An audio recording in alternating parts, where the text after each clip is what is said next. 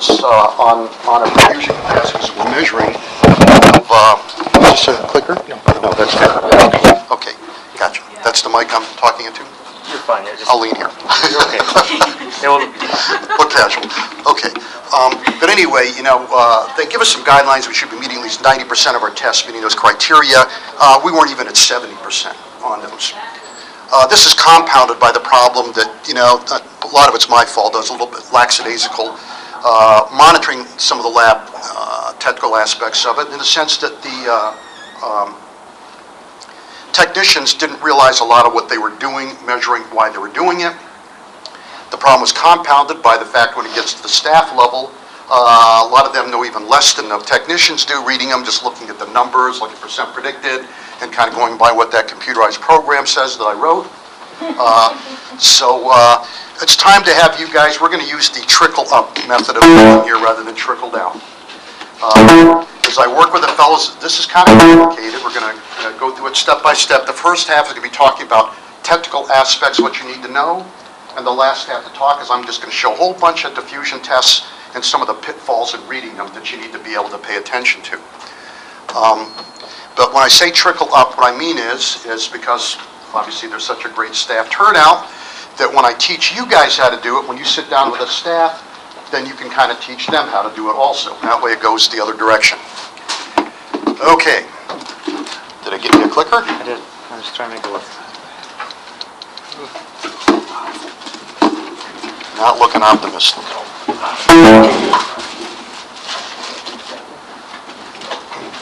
All right. I will just use my...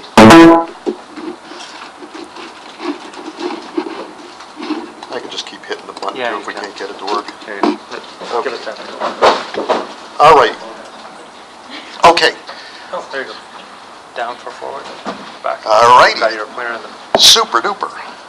Forward that way, backward that way. Good. Okay. Now, every diffusing capacity test, every patient that has a diffusing capacity, now the lab is going to be required to give you a printout of the efforts as part of the folder. Okay? We're going to go through step by step what you need to be looking at when you see this printout. Okay. Basically, where you see the numbers 1, 2, 3, 4, 5, those are the actual trials of the patient, the efforts they gave. Okay? When you see one grayed out, is one of these a pointer? Laser. All righty. Okay, when one of them is grayed out, like number 1 here, it means the test decided to delete that test for whatever reason, quality control type things. Okay, now, when it says here best on that printout, that's really not best. It's actually the average of the chosen tests. Okay, so those are averages. As you see here, for example, the IVC 340, it's kind of the average of 341 and 339. Now, the graphs that you're looking at, oh, by the way, I should mention that stuff that we're actually looking at, it's the diffusion and diffusion adjusted for hemoglobin are going to be the first 2 lines. Very important why I have an IVC here, an alveolar volume, and a breath hold time, because that's what we now use to determine if the test meets the guidelines of the ATS-CRS for good quality tests, or grade A test. We'll talk about what that is. Now, the tracings, you need to understand what these tracings are. I'm sure right now, at the beginning of this talk, 90% of you look at this and say, duh, what are these? Okay, now, the blue line, there's multiple things going on at the same time. The blue line is kind of the spirometry. That is measuring the inspiratory vital capacity. In this case here, you notice this is the volume axis. This is in liters.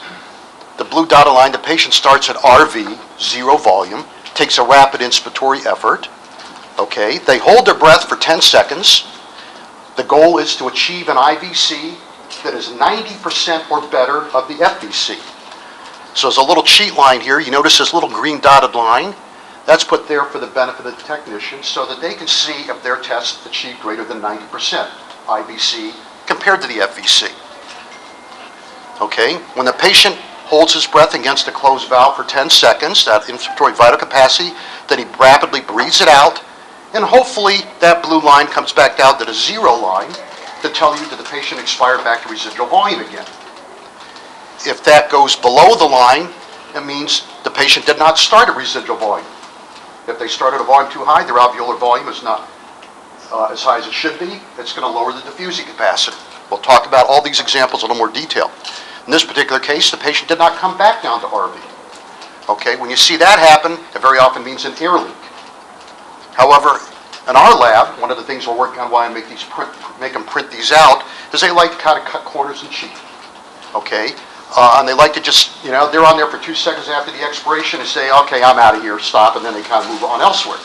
Not realizing that this is actually a quality control measure to know if you do have an air leak in the system, which can happen a lot. Patient has dentures, they leak around the mouthpiece, this kind of thing.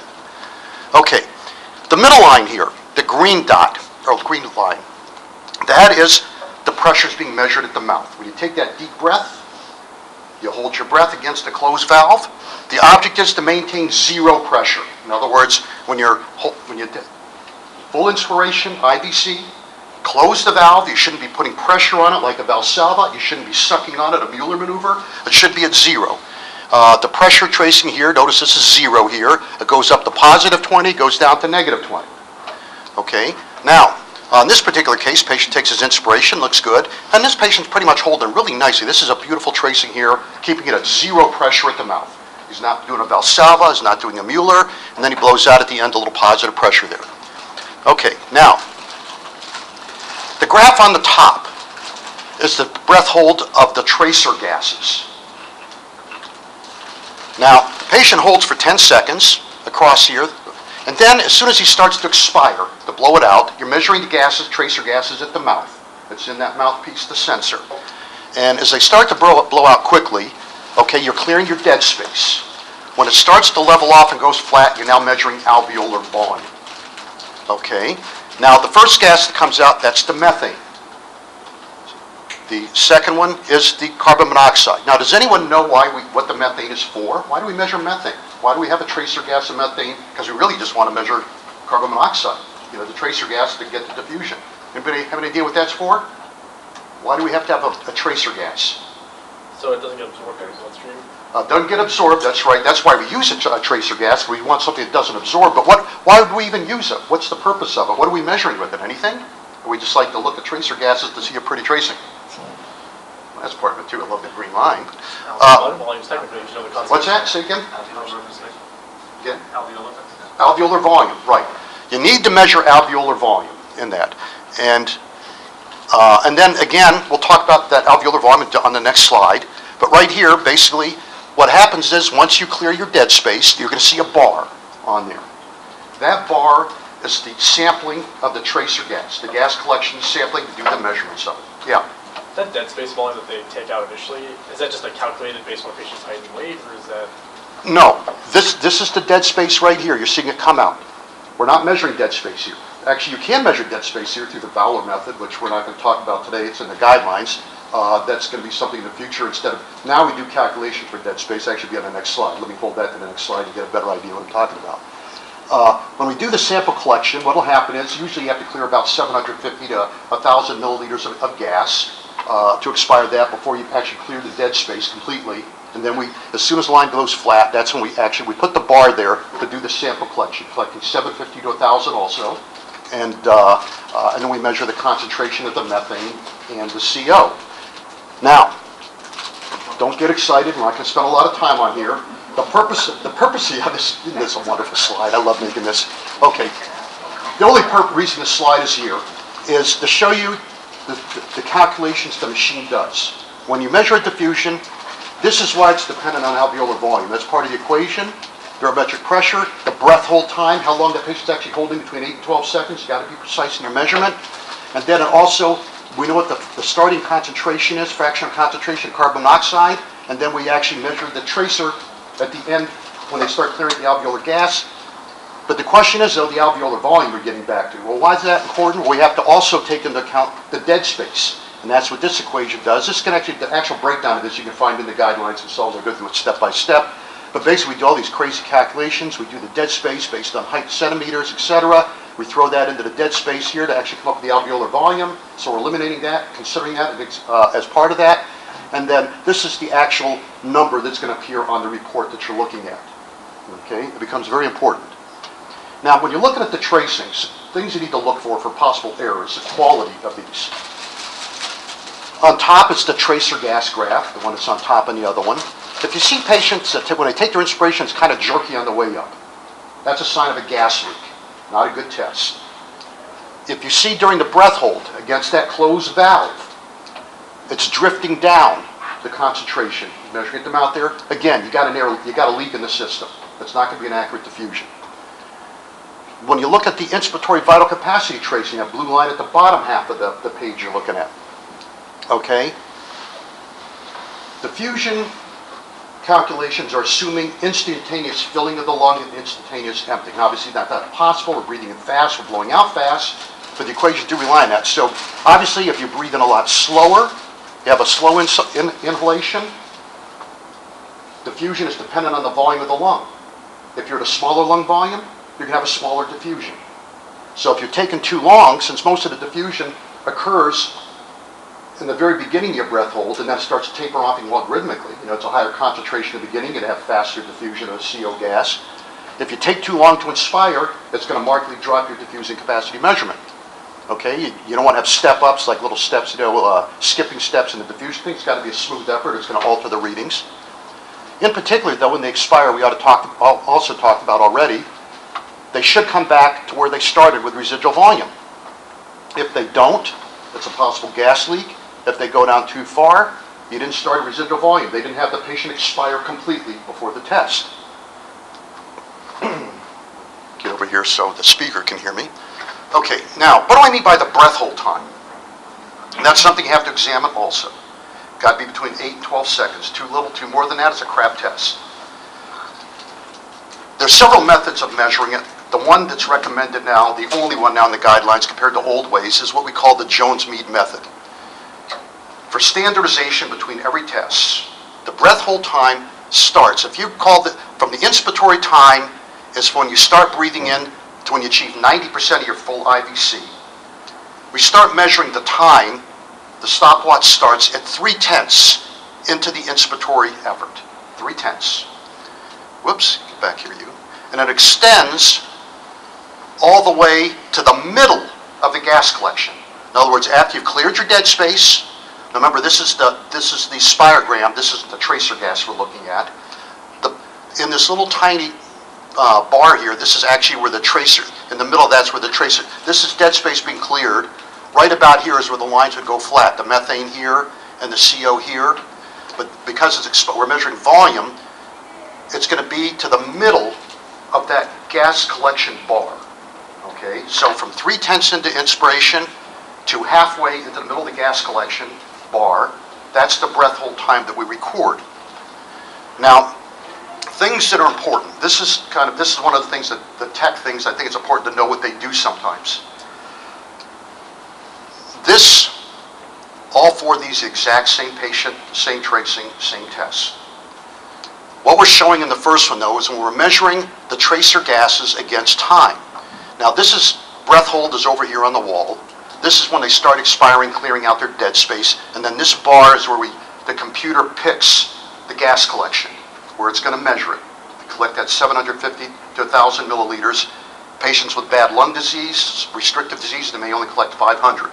But you try to get 750 to 1,000 in that. Now, the computer usually has these little algorithmic internal things, calculations, to try to find the place where the line goes flat, where it starts to go flat. So, on the machine, what the look at the screen shows the gas concentrations against time. The computer picks it right here where dead space is cleared. It's going to start its measurements. If we look at that exact same graph, but on the x-axis we look at volume, where it starts the gas collection, how much volume it started expiring, and the computer picks it here. Well, notice how it's precisely right where it should be, here. Even when you measure volume, it goes flat at this point. Okay, so it's measuring right when, you want to measure right when dead space starts, or clear dead space when it goes flat. The further out you measure, you collect your diffusion, the lower your diffusion is going to be. And we'll talk about that a little bit, why that is, but the simple explanation is, the further out you measure it, the later the alveolar volume, that's gas that's been in the alveolar volume longer to absorb more diffusion, so the concentration is going to be less of the carbon dioxide. The further out you, the further out you go, the concentration of of carbon monoxide has become less. That's why it's drifting downward. Because as it comes, the methane line pretty much always stays horizontal because that's not absorbed. Whereas the actual carbon monoxide one is going to drift downward because as more alveolar gas comes out, it's going to have a lower concentration because it was in the alveoli longer. And that's, so the further out you measure, the higher your diffusing capacity becomes because it looks like there's a greater amount being absorbed.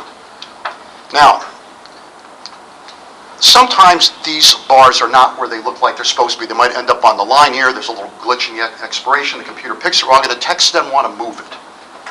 Some techs always accept where the line is. Some techs like to get creative and kind of move it around a little bit, trying to look impressive. Got to be careful because what will happen is, exact same patient, this time the technician says, okay, I don't like where it's at. I think it goes flat right here. Just like a little, notice this little tiny difference. It just moved just a fraction of time. However, what does it do to the volume? Because volume's coming out so rapidly in the beginning. Well, now that gas collection bar is way down here.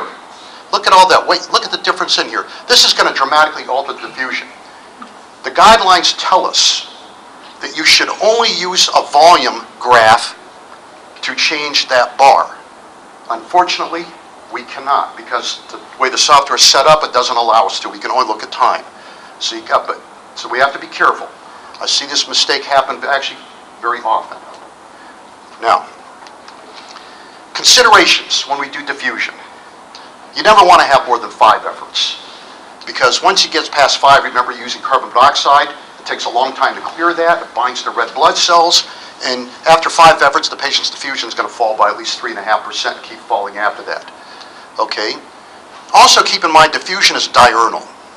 It varies by around 2 to 0.2% from morning to afternoon. Guidelines recommend if you're going to retest the patient, ideally you should do it at the same time of the day, by the same technician, on the same piece of machinery. Again, we don't do that. Logistical reasons make it kind of impossible. The size of our lab, the not enough people, not enough equipment sort of thing. But again, that's a consideration. Things that drop diffusion, we know it goes down with smoking for obvious reasons. You know, competing with carbon monoxide, goes down with anemia. You need blood to absorb the diffusion, the carbon monoxide and the diffusion gas. Ethanol, people have been drinking, it's going to drop your diffusion. Okay?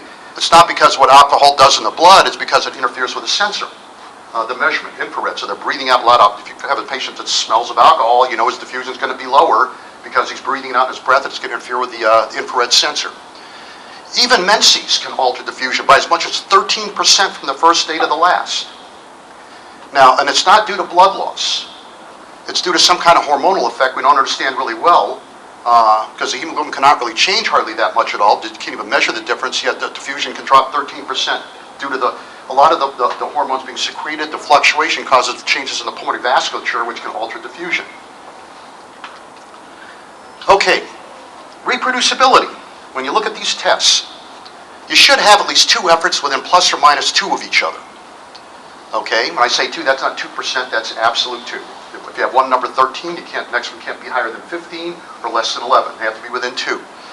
As we already mentioned, the IVC to FVC effort should be greater than 90%. The alveolar volume efforts should be, between tests, should be 200 milliliters within that, or 5%, whichever is greater. In other words, if you have a big patient who's got an alveolar volume that's greater than 4 liters, that's where the cutoff is for the 200 milliliters. Above 4 liters, you can start allowing a little bit more. For example, at 5 liters, you can allow 250 milliliters. At 6 liters, you can now allow 300 cc's difference. The sample gas collection, which starts at the beginning of exhalation, this is not the breath hold time. The sample gas collection starts at the point they start expiring, and it goes to the end of your gas collection. Should be less than 4 seconds. If it's not, we'll talk. I'm going to show you a whole bunch of examples at the end here. Time interval between testing.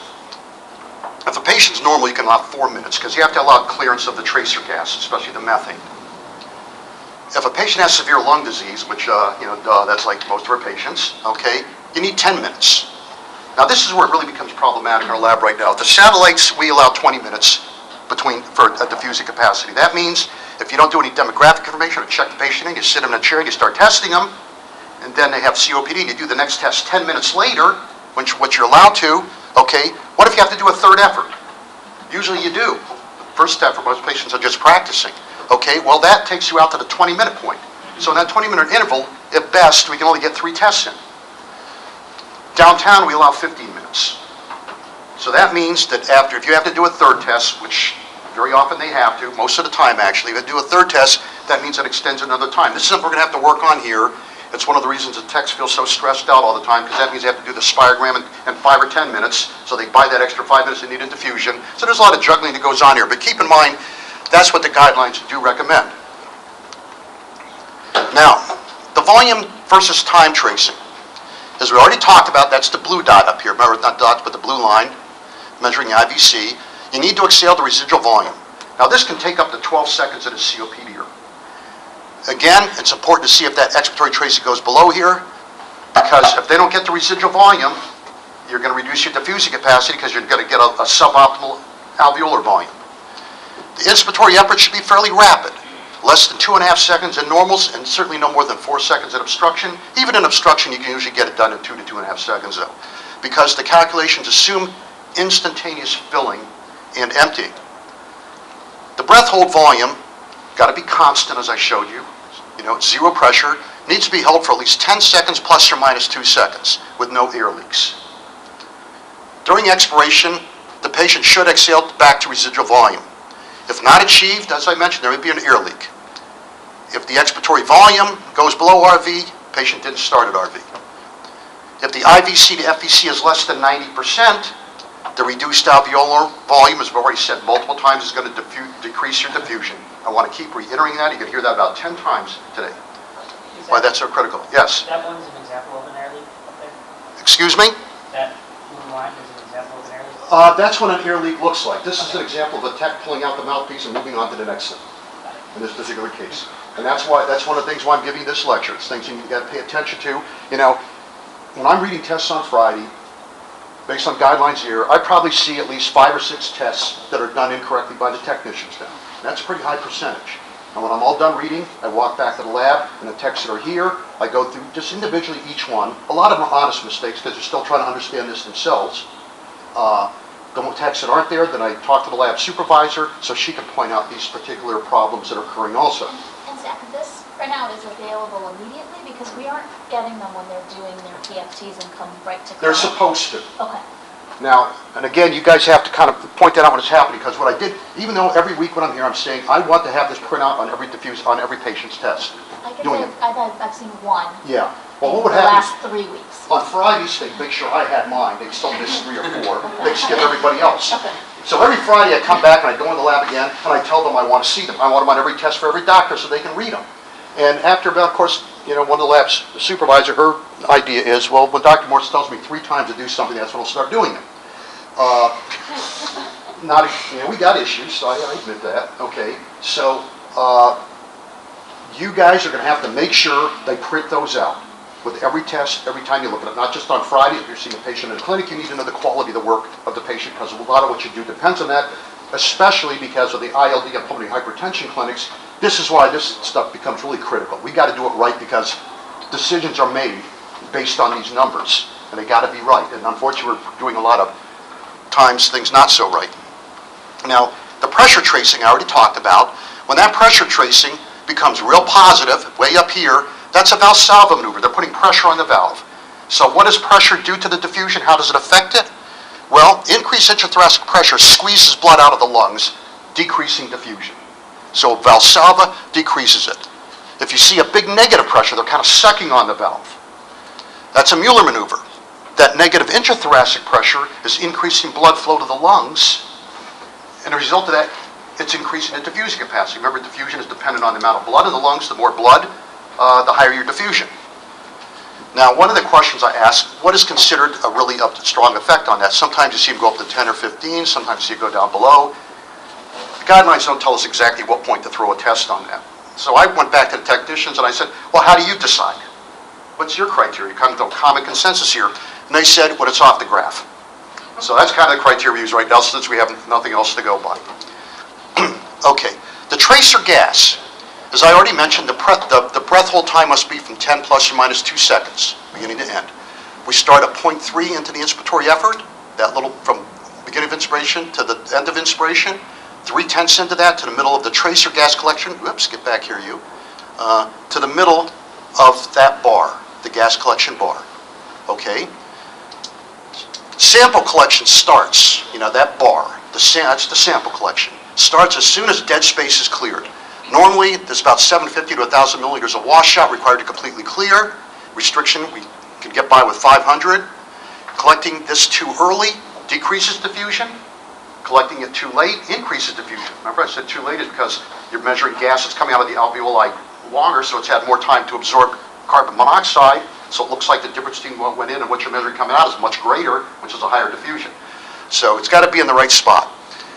As we already talked about, tracer gas is used to calculate the alveolar volume in that beautiful equation I showed you that it took me like an hour to construct in that slide. And then the carbon monoxide tracer gas is actually used to calculate the diffusion. Now here's what's going to be different here. Can I ask you a question? Yeah. Go back. The blue line, for example, representing the weak. You see how it doesn't go back to 0 after the vertical line, right? Yep. Now that blue line, which is a graph, under it has a value of some sort, right? Obviously, it's a value.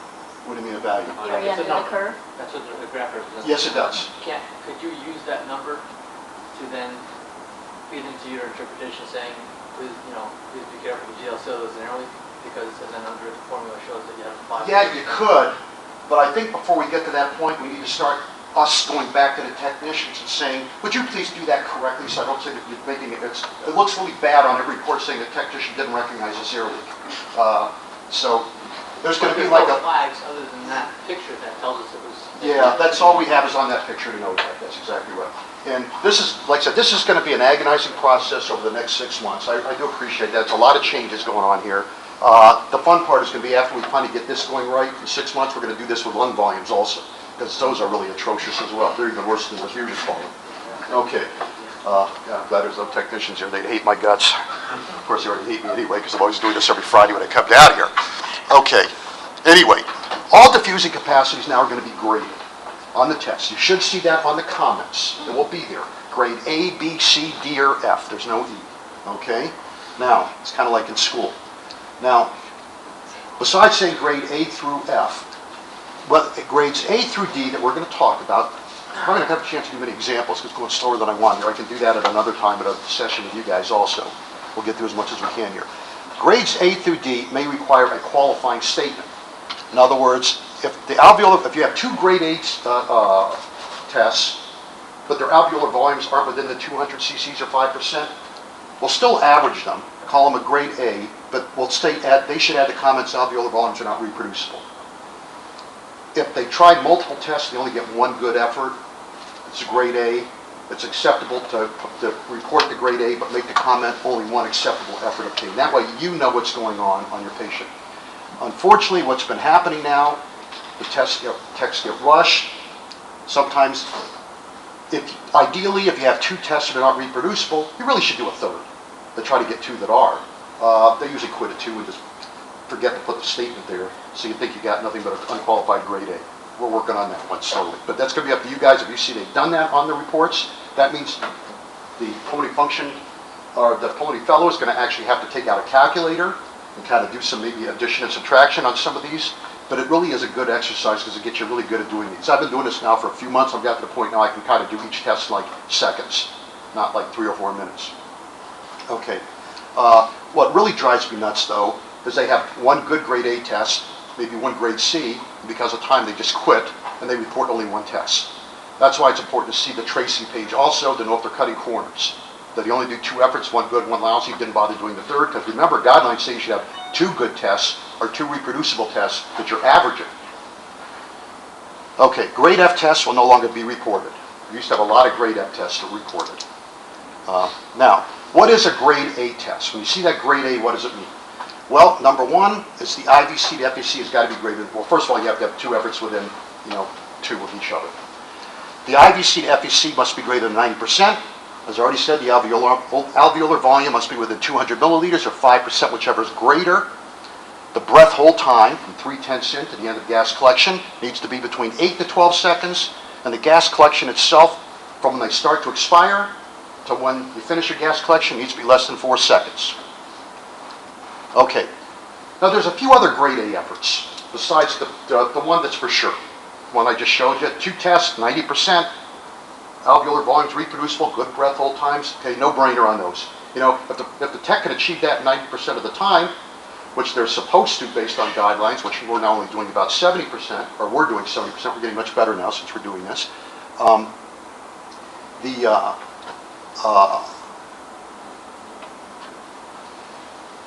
forgot what I was going to say. I apologize. I get too wordy.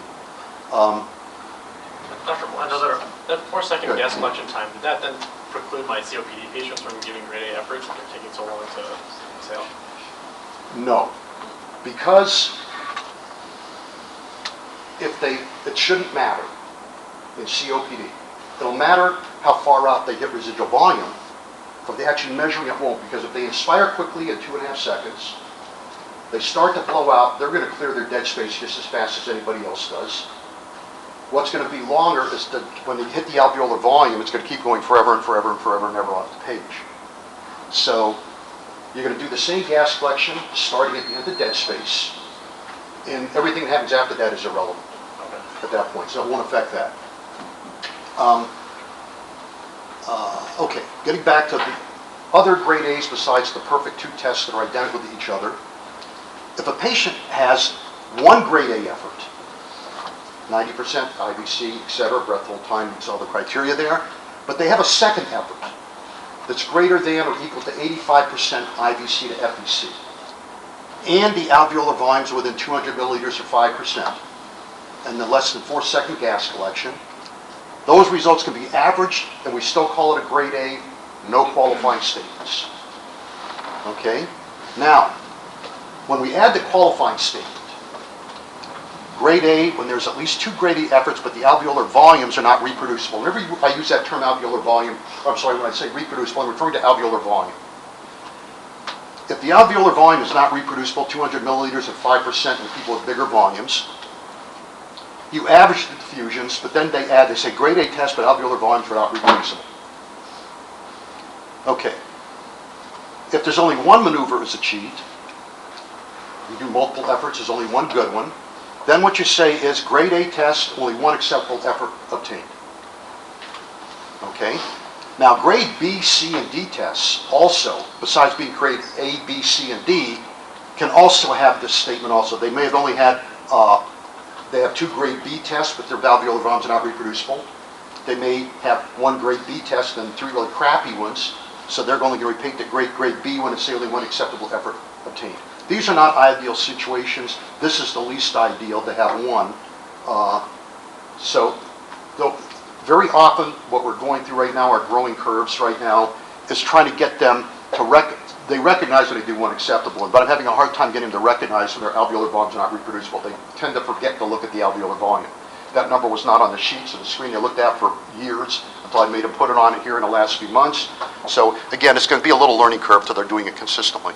But when you see this problem, since I'm only here 1 day a week, go back and nicely mention to the technician, I think this is really this. Sometimes you're going to find that you're wrong and they're right. I've had a few of those also. They just love when that happens. I got Dr. Morris on that one. But it's a good learning experience for everybody. Okay, now, how do you examine the tracings or these tests? Well, I always look at the diffusions first, make sure they're within 2 of each other. Then I look at the IVC to FVC. Okay, see if it's greater than 90%. If it's greater than 90%, it's an A effort. The different grades are based on the IVC to FVC. So if you have greater than or equal to 85%, it's a B effort. Greater than 80%, it's a C effort, and less than 80%, it's a D effort. Okay? And then, of course, the next thing I check is I look at the alveolar volumes. Are they within 200 cc's? And then the very last slide, I look at the breath hold time. Is it between 8 to 12 seconds? If it's not, there are conditions we can accept less than 8 or greater than 12. That'll show you just a little bit, but they're grade D efforts at best when that happens.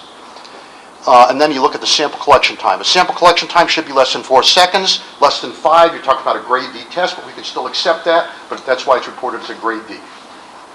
So the grade becomes very important to you as a clinician looking at it to know what's the quality of this test. You love to see an A test. A B is okay, but it probably underestimates the diffusion just a little bit. You start seeing C's and D's. You just have to start thinking to yourself, am I really going to buy this? It's useful information. I mean, if you have grade C or D and the patient's diffusion's 85% are predicted, you're okay, in spite of the crappy effort. You see somebody that's below normal with a C effort, don't get too excited yet. Maybe it's not the pulmonary hypertension with ILD doing that. Maybe it's the quality of the testing. And that's why it's important to know the grades. Okay, now, in the guidelines, this is online on the PFT website, or the HFH Pulm site. It's under the PFT stuff. I've added it in there. This is one page out of the 40-some page guideline. It's a nice table to refer to. I've actually kind of modified it a little thing. It's actually a lot bigger than this, but I condensed it to a few things. But here's the important things to remember. Okay, on a grade A through C test, all three must meet all three criteria. The A effort, notice they all have the first three. They have breath hold times 8 to 12. Actually, grade C, the sample collection will be less than 5 seconds. It's the only difference there, but it's mainly dependent on the IVC to FVC ratio and where you're going to classify those three. Now, on a grade, as you start moving down, the patient's poor quality. When you get down to less than 80%, or at this point also, only one of these two criteria. If you don't meet one of these criteria to put in an A, B, or C, when it hits one of these down here, you're now in a grade D test. A grade F test is basically dependent on the sample collection. If it's too long, that's probably going to alter your results more than anything else, and that's a test should be tossed right away. The tech will say grade A test, grade F test, and there should be blank on that. What's been happening a number of times, they're saying grade F test, and they still put the results in there. Not supposed to happen. Okay. Now, this is just to show you the techs have this taped to their computers. Because if a patient has an alveolar volume greater than 4 liters, fortunately most of our patients are under 4 liters, but you get the really big guy, it might be more than that. This kind of gives them a little cheat sheet to let them know, like for example, if the alveolar volume is like closer to 5 liters, the difference between the alveolar volumes can now be 250 milliliters instead of 200. If they get to 6 liters, it could be a 300 difference. Okay? Again, a common problem, they just remember the 200 cc's. So they have a guy with a 6 liter volume and 6 liter alveolar volume, and they see like 250 cc's between the differences. They'll say not reproducible, not a good test, when it still is, because it's just a really big guy. Okay, again, just showing you some examples of how every liter it goes up. It's an easy calculation in your head. Remember, for every 2 liters it goes up by 100 cc's. It becomes kind of easy to do that. Okay, these are the statements you're actually going to see the techs are using. I'm not going to go through a lot of the details here. Just we've already kind of told you what a grade A, grade B, grade C. But as I already alluded to, every one of these, if the alveolar volumes are not within that criteria, it's going to qualify grade A, but alveolar volumes are not reproducible. If there's only one effort that was acceptable, they'll say that. So the qualifying statements are going to be the same. They've got little drop-down phrases. They don't have to type this in every patient. We've entered it in all the computers. They just click the button, grade, and then if there's a qualifying statement. Of course, as I said already, grade F tests we toss. That's also along with the other sheet online under the PFT site. Under PFTs, it's down under the miscellaneous at the very bottom. Those 2 pages are included together. Yeah. How are we supposed to use the grading system in clinical decision making? So if it's a grade B, are we supposed to bring the patient back to repeat? No, if it's a grade, patients tend to get better with training, with practice also. But if you have a grade B, if it's a borderline diffusion, before you make any life-shattering decisions on that, when you come back and follow up, usually you don't base everything you do on a diffusion. But when they come back again, that's certainly a patient you want to have a repeated diffusion to find out where it really is. It's going to be higher. Grade Bs are usually pretty close to grade A's diffusion. It's going to alter diffusion by maybe at the most 1 or 2. I'm just saying, because we send these out to other people, they're not all just for us internally. Right. So other people, when they look at this, if they say... And that's why it's important for you as the reader, right, whoever reads them, to put useful information there. When I see a name I don't recognize as one of ours when I'm reading PFTs, I tend to be a lot more verbose, explaining things to them. The classic example is if you say a spirogram, no bronchodilator response, if it's a family doctor and it looks like kind of borderline, there may be a 10% instead of 12, I'm going to tell them that, because otherwise that patient's going to get put on no bronchodilators at all, even though he clearly has obstruction, but it doesn't clearly improve after that. So again, your job is to help out the guys you're reading, the ones that are not pulmonary specialists, to kind of really help the guys out, give as much information as you can. If not in the actual report itself, then in your dictation that goes back to them. Okay, now some sample cases here. Hope to have a half hour for this, but we'll get as many in as we can in 15 minutes. Okay, this is a normal grade A test. We'll start with a simple one, so I'm going to get a lot more complicated. See how good you guys do, okay? Now, basically we have two efforts within plus or minus 2. We're good with that.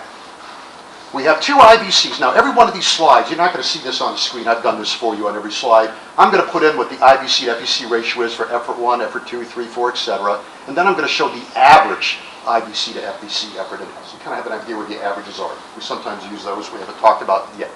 Okay? So, IBCs are greater, FECs on 2 tests are greater than 90%. We have alveolar volumes that are clearly within 200 milliliters. But keep in mind, this is a patient with a 6-liter high alveolar volume, so we could have actually allowed 300 milliliters in this guy. Didn't need to because he did such a good job, but just to point that out. Okay? Breath hold times are between 8 to 12 seconds. So we're good so far. The sample collection time from when they start expiration to the end of that needs to be less than 4 seconds. In this case, we go down here, we see it starts at 10.5 seconds and it ends about 11 3/4. This guy got less than 2 seconds. Okay, so this patient meets all the criteria. The technician can stop at 2 tests and kick the patient out. Before they knew this criteria, it's kind of interesting, kind of works both ways. What was happening, they didn't know this criteria. They had a little extra time, so they just keep pumping out tests, 3 and 4 and 5, this sort of thing. Well, this is when you can clearly stop at 2 and you're done on this one. Unfortunately, we have the converse. They kick out 2 tests, they're not good, and then they quit there. Yeah. I thought the blue line was supposed to go to 0. What's that? I thought the blue line was supposed to go to 0. Exactly right. And I'm glad you're fixating on that, because that's one of the problems we're trying to fix. Again, the patient, the technicians, they blew out, they didn't make them forced expiration. And notice they should be keep blowing out here. They just haven't stopped, they quit. I mean, they've got all this extra time, they keep blowing. Technicians want to get out of there. This is one of the things you got to look for. I'm having a hell of a time trying to get them to do this. And mouth pressure looks like it's going up the entire thing. Oh yeah, okay. Well, you got to remember now, mouth pressure is going to be negative when they start their inspiration until it goes to 0. And this is when they start to blow out. You get rid of So their dead it's space. okay that it just kind of goes, Well, sort of trending up. now you're asking a really good question. At what point is it significant? When do we call it? That's considered, actually, that's a pretty good trace right there. I don't start getting this. This is just like, a couple centimeters of mouth pressure, not enough to really alter the reading. When you start getting up around the 20 mark, it's going to start changing diffusion by maybe about 2, like maybe from 16 to 14 or something. Just like the Mueller maneuver when it gets down here. Now, what they're going to print out for you is what they feel is the best tracing. You see like trial 2, that way you know which one it corresponds to. Normally to print out, it'll pick the best one, what it calls the best one, and which means it'll do the average, and I don't want that. I want to actually, so you guys can actually look at the mouth tracings on what they feel the best ones, you know how reliable this test really is. Okay, and then as you already mentioned, Jeff, last part of the slide, the caveat of this test, they didn't aspire to residual volume when they need to. All right, now, second test. We have 2 IBCs to FECs that are greater than 90%. Okay, now, the VAs are reproducible because they're only 10 milliliters difference. Here, okay? Now, however, notice how they kept both of these tests and called this, they would have called this a grade A. Well, look at here, breath hold times are greater than 12 seconds. This is a grade D test. The grades started as a grade A to a grade D. Not good, okay? Now, once the tech saw the first breath hold time being long, this is an easily fixable problem if you're awake when you do the test. Okay? You see the first test, the patient starts breathing out kind of late. When you see the first one, the patient's blowing out, starting their exhalation so late, you tell the patient, hey, listen, really great effort, but you blew it. You kind of, when I tell you to start blowing out, you blow out right away. Don't keep holding your breath because it messes up our test. When the tech will tell you, start blowing out, or blow out, blow, whatever. I'll tell you when to expire, blow out all your air. You start blowing right away, because the later you do that, it's very easy to cross that 12-second line and make it longer than that. Okay, so this is one. After the first one, usually you shouldn't have to see another one. We're going to show you some examples with 3 or 4 of these in a row, and then they just average them out. Okay. Now, next test. Okay, first trial was a grade B test, 86%. You see they kind of grade this one out on here. Okay. Second trial was a grade A test, 94%.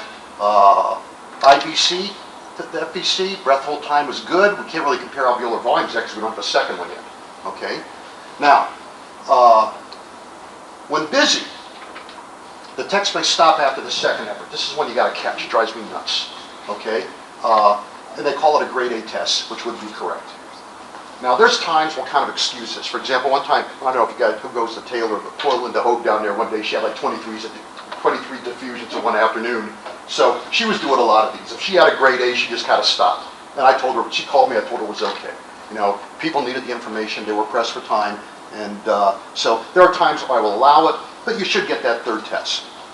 Okay, again, as I said, performing a third effort on this particular patient clearly made this a grade A test. You know, the second was 94%, and alveolar volumes are close to each other, breath hold times are both good, and on this one in particular, it wouldn't really have changed the average too much in the diffusion, would have made it about a tenth high or so. Okay. Next. Okay. This patient, first two efforts are grade C's because they're both between 80% but less than 85. So we already were starting with a grade C test. So you can kind of see why they kind of kept going. They grade them out. Okay. However, just as a caveat though, there actually were grade D tests because the breath hold times were greater than 12 seconds. Now, it's appropriate on this patient to keep only to trial 3 and report this as a grade A test with only one acceptable effort. You know, they're pressed, ideally you want to get a 4th and 5th trial, but reality is downtown, you notice like on busy days down there, you know, the lab, they're going nuts, they'll do 40 or 50 tests. Just to give you an idea how busy they are there. On busy days like the ILD clinic, the pulmonary hypertension clinic days, a good technician should be able to perform tests on around 9 patients a day to get their full day. Some of our techs are doing 15 to 20. Okay, so that's why we got to cut them some slack also on this. But anyway, so they reported this as only one grade A test, and I allow them to slide in this only having 15 minutes downtown. Okay, on busy days. Of course, they all realize if you're not so busy, you should do the extra ones. It's important to know because if you have a day you're reading PFTs, and you see a lot of these, and there's only 10 tests you're reading, okay, with 3 techs in the room there, they should have done more. Okay. Where was I? Okay.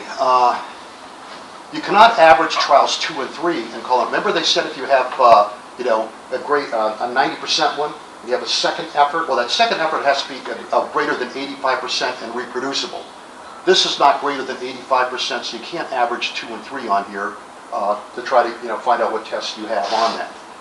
Even though the alveolar volumes are within 200 milliliters, as I said, because the breath hold time is too long, makes that a grade D, and because the IBC is less than 85%, it's not a reproducible grade B that allows you to average with a grade A. Everybody with me on that one? Okay. Now, another example here. Trial 1, grade B IBC, it's 86%. Okay, but the alveolar volumes are not reproducible. These are, at this point, it's just slightly over that. 210, it's less than 4 liters. So this is one, I wouldn't quibble too much if they decided to quit it, at that point based on the alveolar volume. But what they did, though, is they kind of saw they didn't match here. They said, okay, this is a little bit lower. We're getting a little better. What we're doing is, okay, yeah, Dr. Boers is going to catch this one for sure. That was on a Friday. When I was going to be here, they probably would have let us slide on your days. Not printed out the things here, but like I said, this is a learning curve. They're getting much better at doing this as they become faster at it. They're actually, a lot of the techs are starting to enjoy this also because they've actually said to me, I'm really kind of understanding what I'm doing now. Instead of just punching out a bunch of tests and hoping I get lucky and you like what you see, they actually have a standard to meet now. Okay. Okay. So, trial 3, breath hold time greater than 12 seconds, makes this a grade D effort. It should be discarded basically compared to the other ones. So what would have been the best thing on this test? No, a 4th test would have been the best way to go on this particular patient. It's acceptable here to only report trial 2. It's the only one that really meets good criteria here, and just say grade A with only one acceptable effort. Okay. The guidelines allow us with a grade A to average that with one lower one, grade B, but they really don't give us the permission to take like a grade C and D and average them. I can't quibble if somebody does that, but again, those are areas there's kind of like missing information on the guidelines that really help us here. Okay, another effort here. Trial 1 is a grade D effort because it's less than 80%. Not a very good effort. Okay. Now, if we look at the average, though, because of the other efforts that were done, it actually comes out to 84%, which at this point, they don't really say this in the guidelines. They kind of infer that some places they'll let you average. You know, they'll say, well, you know, we're not going to kind of hang you for that. It's okay to do an average. Okay. Now, the problem also in trial 1 is the alveolar volume is a lot less than trials 2 or 3 here. So this one, trial 1, we should delete because it's such a poor IVC. Trials 2 and 3 are reproducible. This kind of example I was just talking about here. Okay, they kind of average out to 87%. They're both trial grade B efforts. Okay, so this is one, basically you average the two, you have 2 tests that are reproducible, they're both grade B. So this is just clearly a grade B test. Now, here's one of the ones Christian talked about. When you start getting this kind of Valsalva maneuver here, that's starting to become important at this point. But keep in mind, it's better to have the Valsalva at the end than at the beginning. The reason for that is because, remember, diffusion is faster the higher the concentration. So if you have a Valsalva in the beginning, that's going to impair the diffusion a lot more than at the end when patients have already absorbed a lot of it and it's starting to taper off the logarithmic curve of diffusion. It's going to have less effect out here. And that's why this is kind of okay to accept this, because by the tail end when it's getting up there, this is where it's more important to get your reading. It really falls off after that, the measurements. The real strong logarithmic curve, the way it dives down. It kind of goes like this. Really, absorb rapidly, then it starts tapering off at that point. Okay. Got a couple more minutes here. Okay, test here. This was called a grade A test based on one grade A trial with another trial greater than 85%. So the first trial doesn't quite make the 90% here. Okay. The breath hold time is pretty good on this one. Gas collection was actually good. Okay. Second trial is 93%. Alveolar volumes are, okay, let's reverse that here. Okay. Basically, this was rated as a grade A with no qualifying statements afterwards. And then the question is, well, is that correct to do that? Okay, because they're averaging them out. One's 93, one's 89. Okay, well, not exactly. The reason for that is to be an unqualified grade A, to accept the first effort of greater than 85%, it must be reproducible to that 90% test. In this case, the alveolar volumes are quite a bit further apart. They're almost, about a half a liter apart. Okay, so the second test really should, we really could not have averaged them and called that a grade A because it's not reproducible.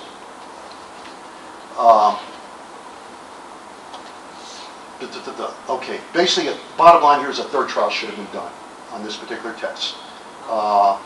As it is right here, we can only report trial 2 and say report grade A, but only one test is acceptable, one acceptable effort performed. Really should have had a third. Based on this one, you shouldn't have averaged them. Should have just tossed the first and just report one effort. Dr. Morris, Yeah. though the mouth pressures haven't peaked at 20, are you okay with this reason? Yeah, again, most of the time, it's good. But that one little spike there, and takes up about 2 seconds to hold breath hold. Again, this is an interesting curve because when you do a diffusion on yourself, you're going to appreciate how hard it is to hold at that 0 point. I wish I had a slide here of one we saw test today. I was read with a fellow today. If you see a green line, it looks at 0, but it kind of does this, kind of a pulsation. Anybody know what that means when you see that? You can't say. You know it. Is it the cardiac pulse? Exactly. You see the cardiac pulse. For example, we saw one today that we counted up the number of beats. There was 17 perfect pulses in there. The patient's heart rate was 102. You can actually calculate the heart rate there during the test there by the pulse. You can actually see that on some tests. When you see that kind of bumpy pattern consistently, you can tell if a patient's in atrial fibrillation. Sometimes by looking at that pattern also, by if the bumps are like irregular. You maybe only see that about 1 out of every 10 tests or so when you look at those. Okay. Got one more minute. Let's do one more here before we quit. Okay. So I got about 10 or 15 of these in here. Okay, here's one. The first two trials are grade B IBCs, 87%, 86%, they're less than 90. Okay, third trial was a grade A IBC over here. Okay, IBC is down here, 2.92. It's exactly 90%, so it's barely a grade A. Okay, now, since the alveolar volumes are all within 200 milliliters, they deleted trial 1. So trial 2 and 3 could be averaged to be reported as a grade A. Okay, kind of weird how they did that. Not quite sure why they did that. Remember, they're not always right. Don't accept they're always right when they do this. Well, now the question is, was it reported correctly? Well, no, because all 3 of these have breath hold times greater than 12 seconds. Okay, if you're going to accept these, you report it as a grade B, not a grade A. Okay. Again, after the first effort on the patient, when you saw that 15-second one, you yell at your patient, quit holding your breath so long. When I tell you to breathe out, you breathe out. Blow it all out. Okay? How would you interpret the green line on that prior one? On that Take one? a deep breath again before Yeah, they're all over the friggin' place. And that kind of, part of that goes back to, sometimes you can only just get as good as the patient's going to perform. You can't sit there all day long. After 3 efforts, we talked about the time factor performing tests. Sometimes you just got to accept what you got to accept. But again, this is the point I'm making here. This is why you have to understand what you're looking at to know how to interpret what's going on with the patient. How relevant is this? Could this number be lower than it really should be? And that's where it becomes important. And one more. Was this test reported correctly? Grade A with only 1 acceptable effort. Okay, they had an 88. Could they have averaged this one? Comes up the question here. Okay, trial 1 is grade C, so it's okay to bleep that one out of there. Now, trial 2 should not have been deleted here. The reason for that is because the alveolar volume, this patient's got 4.75 liters. Okay, he's allowed, what did I do the calculations here? If the alveolar volume greater than 4 liters, one must use the 5% criteria. 5% of 475 is 240, and it is within that. So again, this is a patient because you had 1 grade B, 1 grade A. What could have been done on this patient here, they're reproducible. Trial 2 is greater than 85%, with trial 3 greater than 90%. These 2 can be averaged and call it a grade A with no qualifications. Okay, so to get the X-ray conference, why don't I stop there? As I said, if you guys want to have a special session like this after 3, one of these